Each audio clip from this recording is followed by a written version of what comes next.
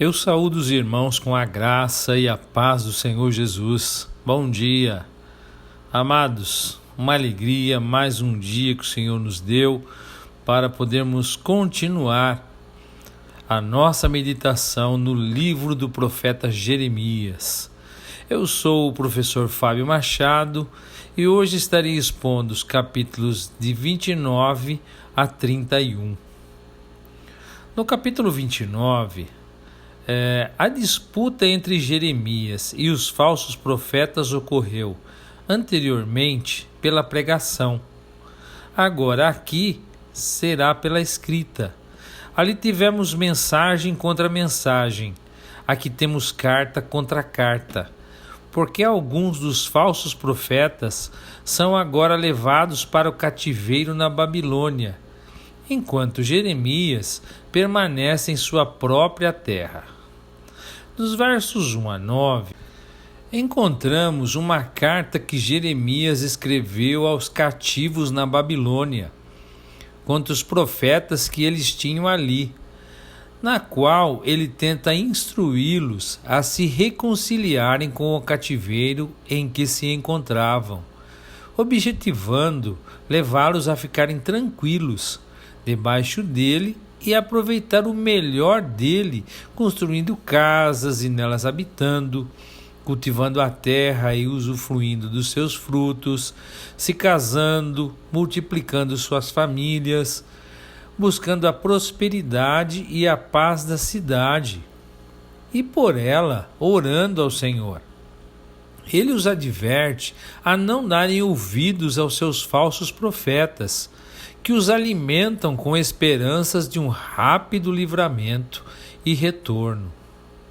Nos versos 10 ao 14, ele lhes assegura que o Senhor os restauraria à sua própria terra novamente, ao fim de 70 anos, e que o Senhor tinha pensamentos de paz a respeito deles, para dar-lhes o fim que desejavam.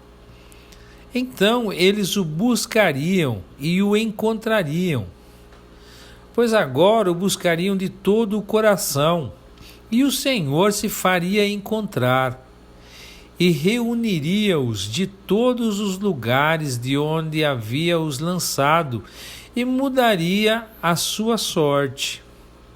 Dos versos 15 a 19, ele prediz a destruição daqueles que haviam permanecido, dizendo que eles seriam perseguidos com um juízo após o outro, espada, fome e peste. Se tornariam um espetáculo horrendo e por fim seriam enviados ao cativeiro, pois não deram ouvidos às palavras que o Senhor lhes enviou. Dos versos 20 ao 23, ele profetiza a destruição de dois dos falsos profetas que eles tinham na Babilônia, Acabe e Zedequias, os quais abrandavam os pecados do povo e lhes davam maus exemplos. Deus os entregaria na mão de Nabucodonosor, e ele os mataria diante de todos. Dos versos 24 ao 28, está uma carta em que Semaías, um falso profeta na Babilônia, escreveu aos sacerdotes de Jerusalém, para incitá-los a perseguirem e punirem Jeremias, pela carta que ele havia enviado à Babilônia. Dos versos 29 ao 32, quando Sofonias, o sacerdote, leu a carta para Jeremias, veio a ele a palavra do Senhor dizendo que, como ele não havia enviado Semaías, ele e toda a sua família seriam exterminados e não veriam o bem que Deus os faria, porque pregou rebelião contra o Senhor. No capítulo 30, as mensagens que temos neste e no próximo capítulo são de uma natureza muito diferente de todos os que vieram antes. O profeta realmente, por direção de Deus, muda o seu tom de voz. A maior parte do que ele havia dito até aqui havia sido por meio de repreensão e ameaça. Mas esses 2 capítulos estão totalmente associados às preciosas promessas de saída do povo do cativeiro, retornando à sua terra, simbolizando as coisas gloriosas reservadas para a igreja nos dias do Messias. Dos versos 1 a 3, o profeta recebe ordens não só de anunciar isto, mas de escrever, porque tem por objetivo a consolação da geração futura. Nos versos 4 a 9, as palavras do Senhor acerca de Israel e Judá. Pois se ouviu voz de tremor e temor, homens vulneráveis e com rostos pálidos, como aquela que está para dar à luz. Tempo de angústia sem precedentes. Entretanto, Jacó seria poupado, teria seu jugo quebrado e nunca mais seriam escravos. E além disso, serviriam ao Senhor. Dos versos 10 a 11, Deus manda Israel não temer, pois o livraria, assim como sua descendência, do exílio, e o traria de volta para viver tranquilamente em sua terra. Também destruiria por completo as nações entre as quais Israel foi espalhado. Porém, ele seria castigado na medida. Dos versos 12 ao 14, o Senhor diz que é incurável e sem remédio a ferida de Israel, e não há quem o defenda. Seus amantes se esqueceram dele. O Senhor o feriu como se fere um inimigo, com crueldade, por causa de seus muitos pecados. Nos versos 15 e 16, o próprio Deus os enviou para o cativeiro, e com razão, devido aos pecados que praticaram. Mas as nações que os despojaram e os oprimiram, levando os cativos, seriam agora levados para o cativeiro. No verso 17, embora todas as circunstâncias apontassem o caso deles como um caso perdido, Deus os restauraria. No verso 18, depois da sua alegre restauração, eles teriam um feliz estabelecimento e a sua cidade seria reedificada. Nos versos 19 a 20, eles renderiam graças com júbilo a Deus, seriam multiplicados em número e seriam estáveis diante de Deus, e seus opressores seriam castigados. Nos versos 21 e 22, o seu rei procederá deles, o Senhor o fará próximo, íntimo dele, e eles seriam o povo de Deus. Os versos 23 e 24, o furor do Senhor atingirá os perversos, e não retrocederá até que tenha executado e cumprido os seus desígnios sobre eles.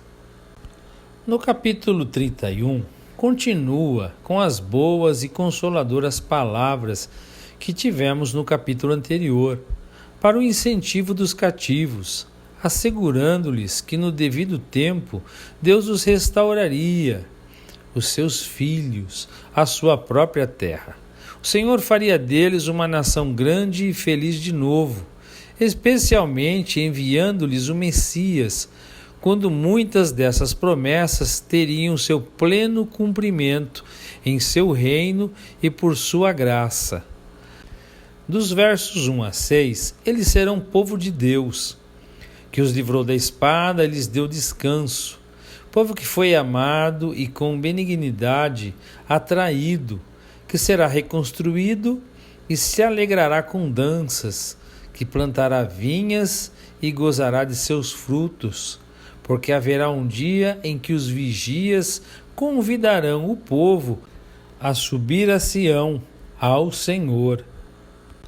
Dos versos 7 a 9, o Senhor conclama a Jacó a exultar e cantar louvores, pois o Senhor resgataria o restante de Israel das extremidades da terra, assim como os deficientes, as mulheres grávidas e de parto.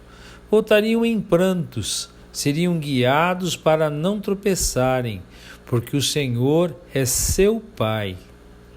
Nos versos 10 a 12, o Senhor que os havia espalhado por terras distantes, os recolheria e cuidaria deles como um pastor, porque o Senhor os havia redimido, e eles se alegrariam nos bens e na grande fartura concedida por Deus. Nos versos 13 e 14, todos se alegrarão, e o seu pranto se tornará em júbilo, e serão consolados. Os sacerdotes serão saciados, e o povo se fartará com a bondade do Senhor. Dos versos 15 a 17, a dor das mães pela perda dos seus filhos terminará, pois há recompensa por suas obras. Seus filhos voltarão. Existe esperança para o futuro. Dos versos 18 a 20, Efraim, que se queixava de ser castigado e pedia para ser convertido, pois só Deus podia fazê-lo. Depois de convertido, se afastou e, envergonhado, trazia a desonra da sua juventude. O Senhor, então, graciosamente se compadecerá dele. Dos versos 21 a 22, o Senhor orienta a colocar marcos para não se perder e retornar, pois estava andando errante a filha rebelde, porque a novidade é que a mulher corteja o seu marido. Dos versos 23 a 25, o Senhor restaurará a sorte de Judá. Todas as cidades, seus lavradores e pastores, satisfará e saciará toda a alma cansada e desfalecida. No verso 22, Jeremias despertou e o seu sono foi doce para ele. Nos versos 27 a 30, o Senhor diz que semeará a casa de Israel e de Judá, e assim como os destruiu, iria os restaurar.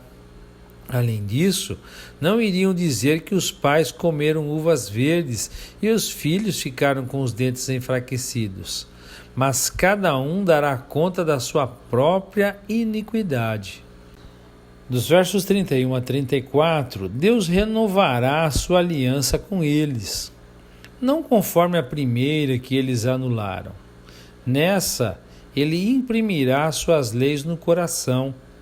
Não haverá mais a necessidade de se instruir a conhecer o Senhor, pois todos o conhecerão. Ele perdoará as iniquidades e dos pecados não mais se lembrará. Nos versos 35 a 37, o Senhor que governa todas as coisas assegura que assim como as leis da natureza que não falham, assim será a segurança da nova aliança. Dos versos 38 a 40, como uma prova disso, a cidade de Jerusalém será reedificada, consagrada ao Senhor e jamais será destruída. E assim, amados, concluímos mais uma exposição. E eu gostaria de deixar para a meditação dos irmãos o capítulo 31 e os versos 33 e 34 que dizem assim: Eis, no entanto, a aliança que celebrarei com a comunidade de Israel passados aqueles dias, afirma o Senhor. Registrarei o conteúdo da minha lei na mente deles e a escreverei no mais íntimo dos seus sentimentos, seus corações. Assim serei de fato o Deus deles e eles serão o meu povo. Ninguém mais terá a necessidade de orientar o seu próximo, nem seu irmão pregando. Eis que precisas conhecer quem é Yahvé, o Senhor, porquanto serei conhecido no interior do ser de cada pessoa, desde os mais jovens até os idosos, dos mais pobres aos mais ricos, garante o Senhor.